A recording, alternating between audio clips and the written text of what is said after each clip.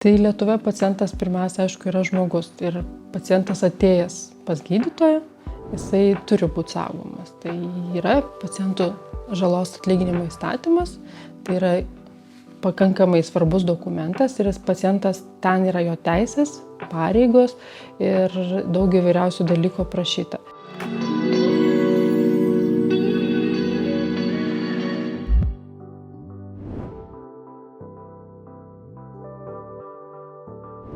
Tai pacientas turi būti saugus, turi gauti kokybiškas paslaugas, kaip eidamas pas gydytoją, turi būti žinot, kad jam nebus padaryta jokia žala.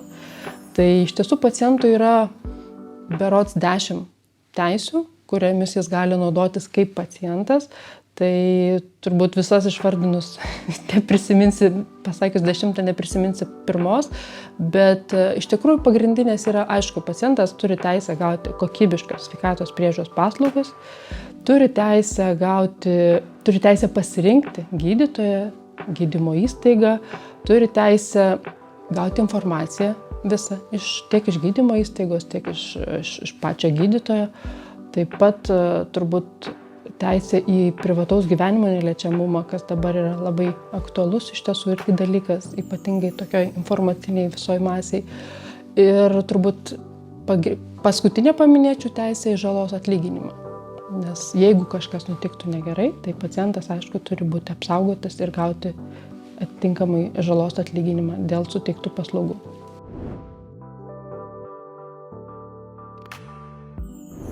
Tai, kaip ir sakiau, pirmiausia yra įstatymas, kuriame jos yra išrašytos, bet pacientas turbūt neatsivers įstatymų registro ir neskaitys kiekvienos teisės. Tai atvykęs į gydymo įstaigą pas gydytoją, tai jisai viena yra iš jo ir pareigų netgi susipažinti su visa vidaus medicinė dokumentacija, vidaus tvarkomis ir taisyklėmis ir panašiai. Tai reiškia, gydytojas detaliai visų teisių ir pareigų jam neįvardins, bet papasakos ir pristatys, kokia yra tvarka, gaunant sveikatos priežiūros paslaugos konkrečioje gydymo įstaigoje. Ir jisai turi pareigą kartu susipažinti su tomis taisyklėmis, kad visi žino, susitarėm, kad atėjai pas mus yra tokia taisyklė ir pasirašytinai susipažinti ir tokiu atveju būtų apsaugotas tiek pacientas, tiek ir gydytojas, kad abi pusės žinotų, kas už ką atsako ir kaip turi elgtis gydymo proceso metu.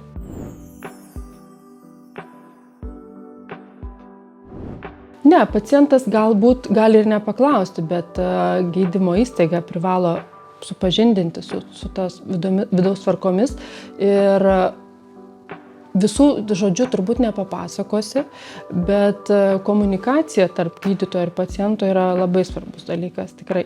Tai tikėtina, kad gydytojas žodžiu pristatys bent jau keletą esminių tvarkos taisyklių, keletą teisių, keletą pareigų, o visa kita gaus dokumentų rinkinį, kurį pacientas, pavyzdžiui, prieš gaudamas paslaugą, prieš patekdamas pas gydytoją į kėdę, tai tikrai galės paskaityti, kiek perskaitys, kiek neperskaitys, bet tai šitoje vietoje yra paciento atsakomybė, jisai privalo susipažinti ir pasirašyti su tuo, kad sutinka su tomis taisyklėmis.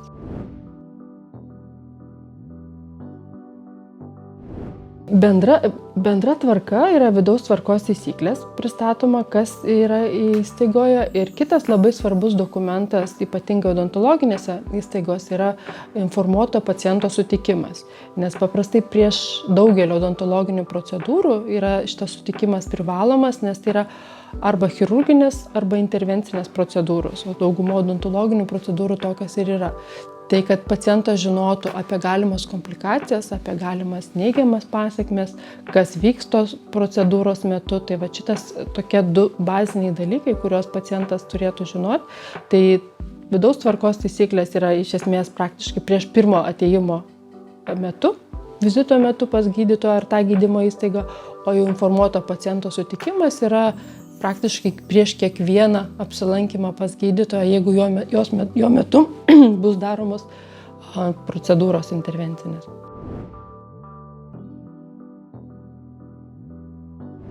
Tai čia tokia paciento anketa vadinamoji, tai iš tiesų aš ją priskirčiau prie tų vidaus tvarkos dokumentų, tai tam, kad gydytojas žinotų jo ne tik alergijas, bet yra lėtinės ligos, kurios turi sąsojų, pavyzdžiui, negalimos komplikacijos, galimos reakcijos, atitinkamus medikamentus, tai tiesiog, kad gydytojas žinotų ir tinkamai parinktų gydymo metodiką pacientui. Manau, kad tai yra, kaip sakyti,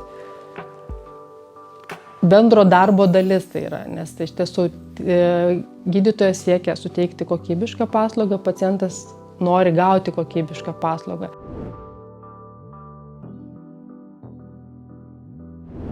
Tai natūralu, balansas ir pusiausvyra visur turi būti gyvenime. Tai iš tiesų pacientas negali turėti vien tik tai teisės, jisai turi ir pareigas. Pareigos irgi yra tam pačiam įstatyme, kur ir teisės apibrėžtos. Tai, sakyčiau, manau, vienas svarbiausių priežasčių pareigų gerbti yra gydytoją, gerbti visą sveikatos priežiūros personalą ir laikytis rekomendacijų ir paskirto gydymo plano, ką gydytojas paskiria, pasako ir tą vykdyti, o ne užsiimti savigydą ar panašiais dalykais ir sakyti, aš geriau žinau. Tai pareigos tokios. Pareiga turbūt yra bendradarbiauti su gydytoju, nes gydytojas nežinos, ar pacientas nemeluoja, ar teikia teisingą informaciją. Tai manau, kad pacientas puikiai žino, ko nori, puikiai žino, kad ateina pas gydytoją sugydyti dantis ir jo įgūdžiai, jo praktika, ką jis daro namuose, kad ar valo dantis, ar nevalo dantų, tai irgi turi įtakos. Ir todėl ta pareiga informuoti, pareiga suteikti tinkamą informaciją apie save pacientui yra svarbi.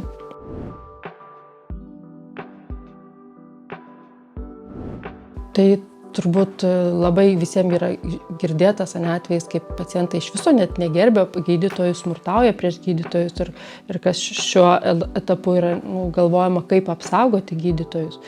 Tai taip, gydytojai susiduria ir su ne tik fiziniu smurtu, tarkim, bet lygiai taip pat ir visokiais psichologiniais dalykais, kaip pacientai mano žinantis geriau negu gydytojas, negu padėjėjas ar kitas specialistas. Tai tokiu atveju turbūt nesulauksim to bendro ir gero rezultato, tai kad būtų sveikatos priežiūros paslauga suteikta saugiai ir kokybiškai, turbūt tokiu atveju pacientas pats savo pakiša koją gauti tai, ko norėtų turbūt kiekvienas.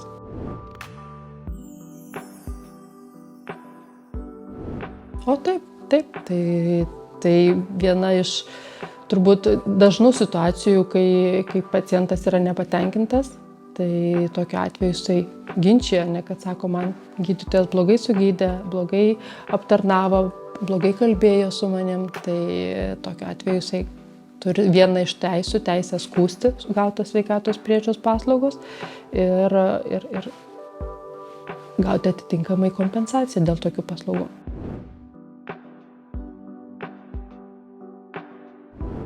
Turbūt pirmiausia reikėtų bendradarbiauti su įstaiga. Jeigu yra nepasitenkinimas ar įvairiausios priežastys, dėl tai skausmas ar kažkoks nepatogumas, tai turbūt reikėtų kreiptis tą pačią gydymo įstaigą, kur prieš tai buvo pacientas apsilankęs, išsakyti savo nuogąstavimus, nepasitenkinimą ir panašiai. Tai jeigu nepavyksta išspręsti tos problemos geranoriškai, tokiu atveju yra taip sauga pacientui įsijungia, teisės ir pareigos, tai tokiu atveju pacientas turi teisę kreiptis į pacientų sveikatai padarytos žalos nustatymo komisiją. Šita komisija nenagrinėja ir neieško gydytojo kaltės, jie tiesiog, taip trumpai tariant, nustato, buvo padaryta žala teikiant sveikatos priežiūros paslaugas ar nebuvo žalos. Tai šita komisija dabartinė, vadinama taip žalos be kaltės, nagrinėjimo komisija, tai jinai veikia nuo 20 metų pagal naują reglamentavimą ir pacientas kreipdamas į ją privalo pateikti tik tais prašymą dėl kokios paslaugos, kad tokias nurodant faktinės aplinkybės, realiai kas buvo, dėl ko, kas nepatinka.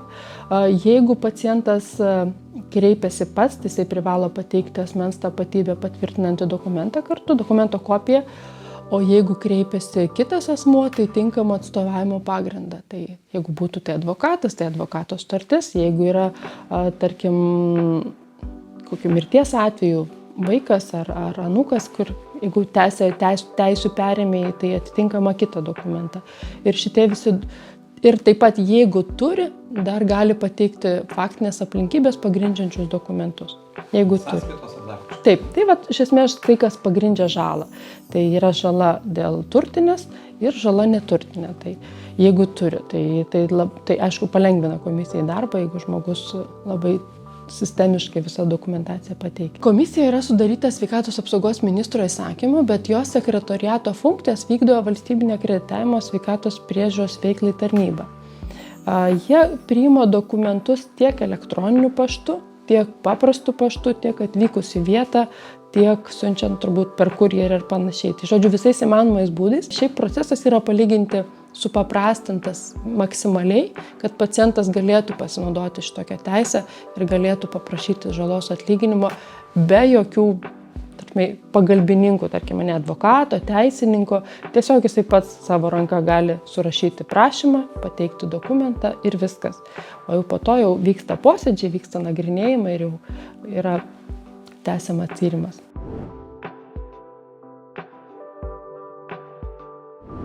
Vieno unifikuoto atsakymo tikrai nebus ir negalėčiau pasakyti, kad tiek pacientas, tiek gydytojas ar gydymo įstaiga turėtų padengti papildomas išlaidas dėl galimai ar negalimai suteiktų nekokybiškų paslaugų. Tai turbūt kiekviena situacija yra individuali, galimas variantas tiek vienas, tiek kitas, tiek kad pacientas gali, pavyzdžiui, pacientui neapmokamas visos papildomos paslaugos ir pacientui nieko tai nekainuotų. Gali būti, kad reikia papildomai primokėti, bet čia turbūt kiekvieną situaciją reikėtų nagrinėtis, žiūrėtis ir kaip visą laiką aš kartoju, reikia kalbėtis.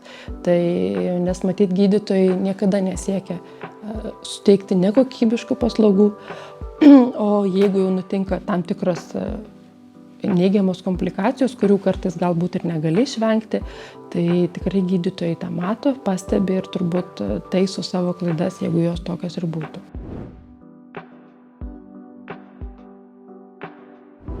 Jeigu yra teigiamas sprendimas, tai yra atlyginama žala, visos įstaigos moka į žalos fondą įmokas kiekvienais metais, tai yra tam tikras savotiškas draudimas nuo galimų tokių neigiamų pasekmių.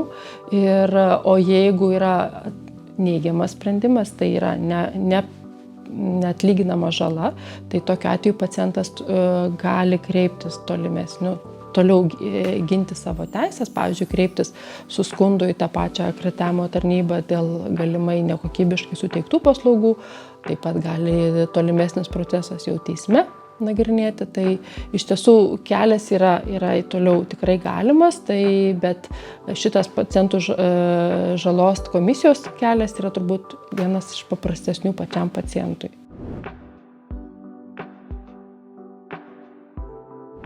Ne, jisai neturi pareigos, kad čia kaip ir prieš tai šnekėjo mane, kad teisė rinktis gydymo įstaigą ir specialistą, tai jisai neturi pareigos grįžti į tą pačią įstaigą ir susigydyti tą dantuką ar kažką kitą paslaugą gauti. Tai iš tiesų jisai gavęs tą atitinkamą sumą, išmokama jam iš to fondo yra ir jisai gali eiti bet kurią gydymo įstaigą, ar į tą pačią, ar į kitą. Tai paprastai pacientai turbūt renkasi kitą, nes jeigu jau yra ginčas ir ginčas persikelia į tolimesnės instancijas, tai kartais to pasitikėjimo tarpusavio, tarp gydytojo ir paciento sumažėja ir pacientas ne visais atvejais nori grįžti į tą pačią gydymo įstaigą.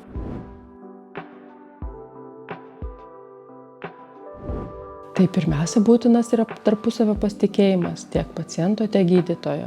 Tai jeigu pacientas pasitiki gydytoju, klauso, vykdo jam paskirtą gydymo planą, rekomendacijas, o gydytojas maksimaliai elgiasi profesionaliai rūpestingai ir suteikia kokybiškas sveikatos priežiūros paslaugas, tokiu atveju ginčo tarp nei vienos pusės, nei kitos pusės nekils. Bet jeigu tai įvyktų, tai kalbantis galima rasti geriausią sprendimą, O jeigu nepavyksta, tokiu atveju yra teisės aktai, kurie užtikrina tiek vienos pusės apsaugą kaip paciento, tiek kitos pusės kaip gydytojo apsaugą.